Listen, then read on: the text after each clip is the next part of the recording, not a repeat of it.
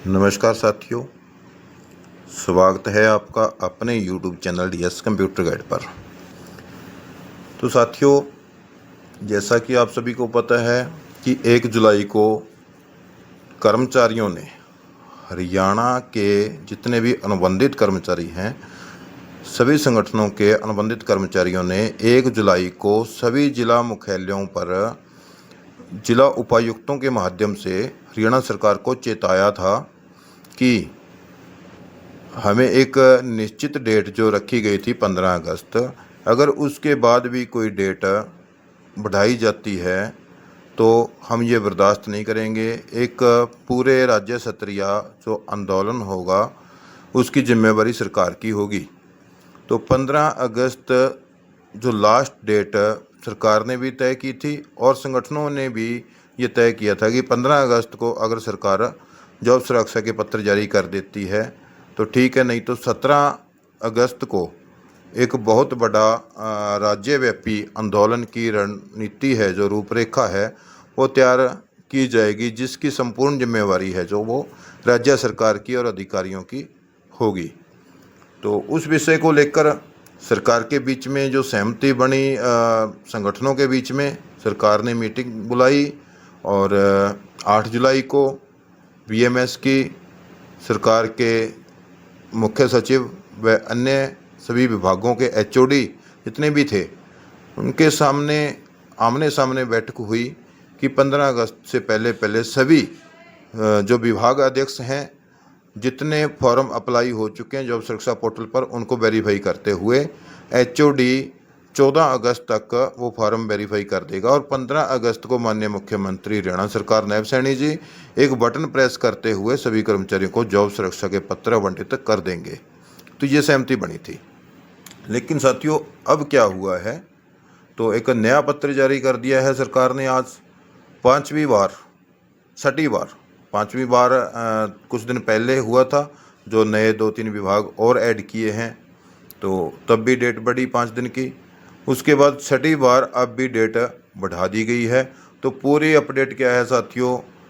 Briefly आपको समझाएंगे, ज़्यादा लंबी वीडियो नहीं करेंगे। तो ध्यान से देखना है कि कौन कौन कर्मचारी शामिल होंगे, किन किन कर्मचारियों को जॉब सुरक्षा के पत्र मिलेंगे, 15 अगस्त को पत्र मिलेंगे भी या नहीं मिलेंगे, अगर मिलेंगे तो वो किन कर्मचारियों को मिलेंगे, और जिनका फॉर्म DDO ने वेरीफाई कर रखा है लेकिन HOD ने वेरीफाई नहीं किया तो क्या उनको भी पत्र मिलेंगे या नहीं मिलेंगे। तो थोड़ी सी चर्चा करेंगे इस पर। तो उससे पहले आपसे निवेदन करूंगा कि जो भी साथी चैनल पर पहली बार आए हैं, वीडियो को देख रहे हैं, तो साथियों सही व सटीक जानकारी पाने के लिए हमारे चैनल को सब्सक्राइब जरूर कर लें। तो अगर आप पहले से हमारे चैनल पर बने हुए थे और वीडियो के अभाव में आप लेफ्ट हो गए थे, तो दोबारा से चैनल हमने सूचना देनी शुरू कर दी है, तो चैनल को दोबारा ज्वाइन कर लें, सब्सक्राइब कर लें, तो सही व सटीक जानकारी आप तक पहुंचाने का हम प्रयास करते रहेंगे पहले की तरह। तो साथियों, सबसे पहले तो आपको दिखा देते हैं जो सरकार द्वारा आज पत्र जारी किया गया है। तो इसमें स्पष्ट रूप से यहाँ पर लिख दिया गया है कि जो पहले पत्र जारी किए गए थे, जिसमें इन्होंने हवाला दिया है 21/7/2026 के पत्र का और 31/7/2026 के पत्र का, तो उसका हवाला यहाँ पर दिया गया है। उसको देखते हुए उन्होंने कहा है कि जो टाइमलाइन थी वेरिफिकेशन की, जो रिकॉर्ड है एलिजिबल कॉन्ट्रेक्चुअल एम्प्लॉयज़ का, उस टाइमलाइन को हेड ऑफ डिपार्टमेंट ने जो वेरीफाई करना था, DDO ने वेरीफाई करना था, वो सभी चीज़ें जो भी टाइमलाइन रखी गई थी उस टाइमलाइन को बढ़ाने का जो यहाँ पर पत्र जारी किया गया है, जो all administrative secretary to government of Haryana, all the head of department in the state of Haryana, the managing director, chief administrative of all the board corporation authority in the state of Haryana, all divisional commissioner or all DCs यानी कि deputy commissioner in the state of Haryana, सभी को।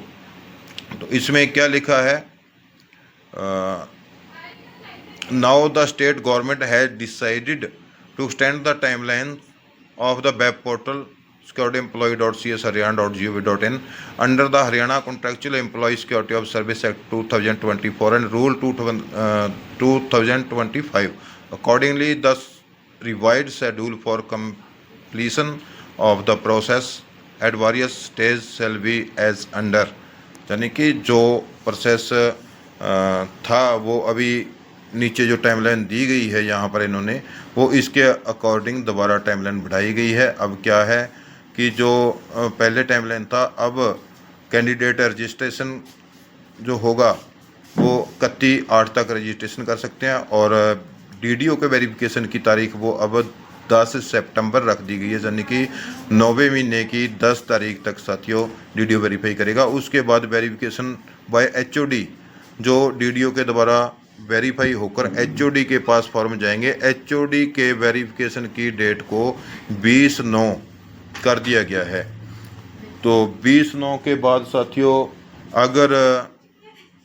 होता है, verification हो जाता है, तो आप समझ सकते हैं कि 10वें महीने में जाकर के आपको जॉब सुरक्षा मिलेगी। तो ये किन के लिए लेटर है साथियों?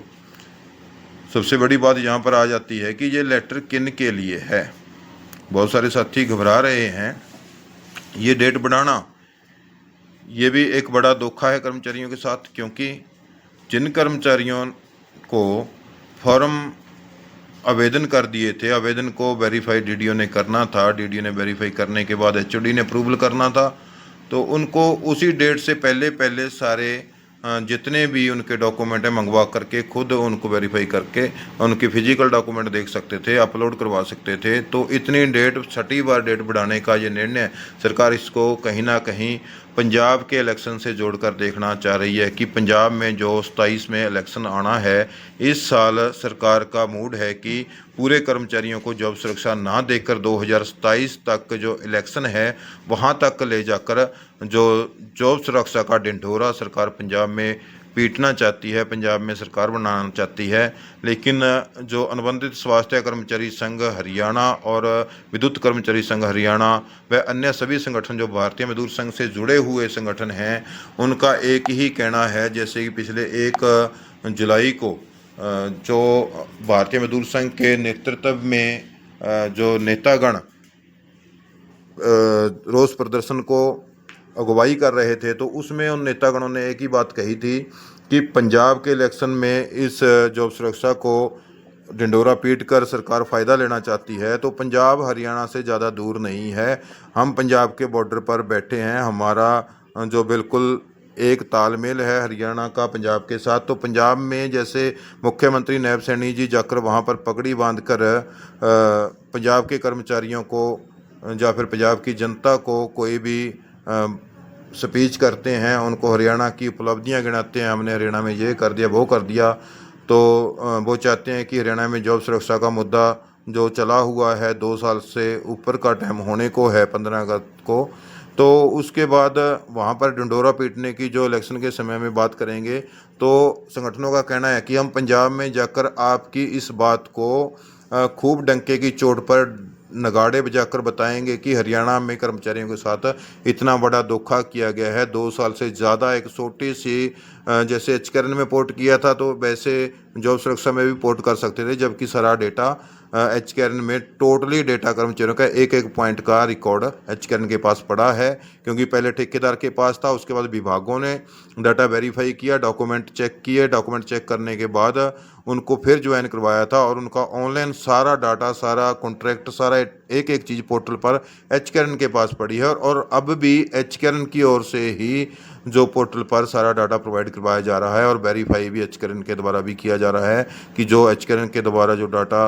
उस पोर्टल पर है उसके साथ मिलान किया जा रहा है। तो क्यों ना उन सारे डाटा को ऐसे का ऐसे जॉब सुरक्षा में उन कर्मचारियों को पोर्ट किया जाता।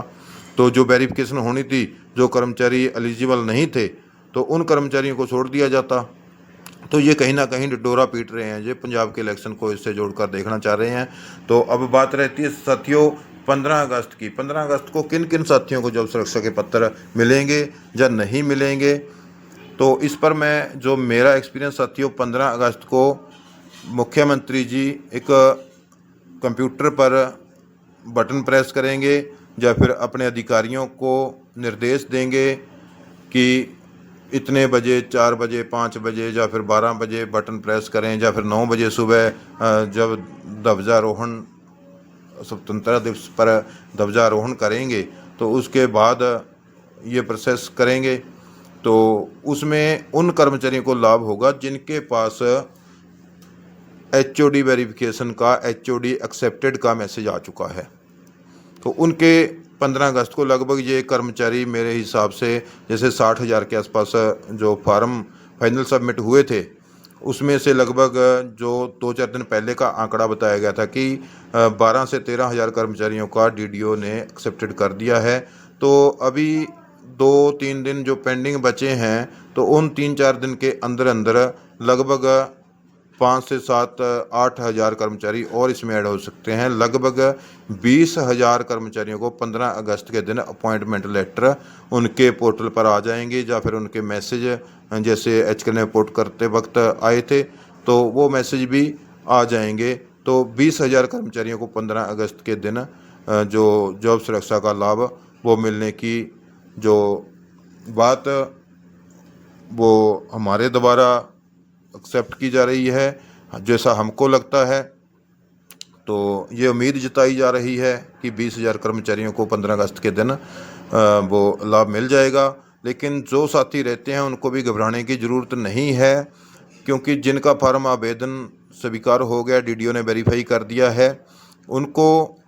अगर कोई ना कोई ऑब्जेक्शन लगता है तो 15 अगस्त के बाद बहुत जल्दी, क्योंकि संगठन बहुत ज़्यादा नाराज़ चल रहे हैं, अगर सरकार ने जल्दी ही ये खेल ख़त्म ना किया, ये प्रोसेस को जल्दी से पूरा ना किया, तो संगठन या कर्मचारी फिर दोबारा सड़कों पर आकर सरकार को इतना मजबूर कर देंगे कि सरकार घुटने टेक देगी। जैसे 1 जुलाई के जो जिला मुख्यालयों पर जो बात हुई थी, उसके बाद भारतीय मजदूर संघ को वार्ता के लिए बुलाया था, लेकिन सरकार फिर भी कहीं ना कहीं अपने वादे से 100% जो वो पूरा नहीं उतर रही है। तो जो भी बातें हुई थी, सहमति बनी थी मीटिंग में, वो पूरा लागू नहीं कर पा रही है सरकार। तो इसमें कहीं ना कहीं जो कमी है वो अकेला सरकार की नहीं, अधिकारियों की भी इसमें लापरवाही देखने को मिल रही है। सबसे ज़्यादा बड़ी इस बात का दुख है कि जो सरकार है वो उन लापरवाह अधिकारियों के ऊपर नकेल क्यों नहीं कसती, जबकि मुख्यमंत्री जी हर बार स्टेज से ये कह देते कि हमने जो बोल दिया वो पत्थर पे लकीर है। तो साथियों, पत्थर वाली लकीर वो अब कहाँ है? और जो मुख्यमंत्री जी कहते थे कि अब हम अधिकारियों की चूड़ी टाइट कर देंगे, तो साथियों मैं तो यही कहूँगा कि अधिकारियों की चूड़ी मुख्यमंत्री जो वो नहीं टाइट करेंगे। इसके जो अंगेस्ट, इसके विरुद्ध अगर हम देखें तो अधिकारियों ने मुख्यमंत्री की, सरकार की चूड़ी टाइट करके रख दी है, क्योंकि जो अधिकारी हैं सरकार के कंट्रोल में ही नहीं है, सरकार की कोई बात मानते ही नहीं है। जब मुख्यमंत्री कह रहे हैं कि हमने जो बात कह दी पत्थर पे लकीर है, लेकिन पत्थर पे लकीर को मिटा रहे हैं उनके अधिकारी। तो सरकार को इस ओर भी ध्यान देना चाहिए। और कर्मचारियों को, जो कर्मचारी वर्ग है अगर हड़ताल करता है तो सरकार का सारा काम जो रुक जाता है, उसका प्रभाव आम जनता पर पड़ता है। जब आम जनता सड़कों पर उतरती है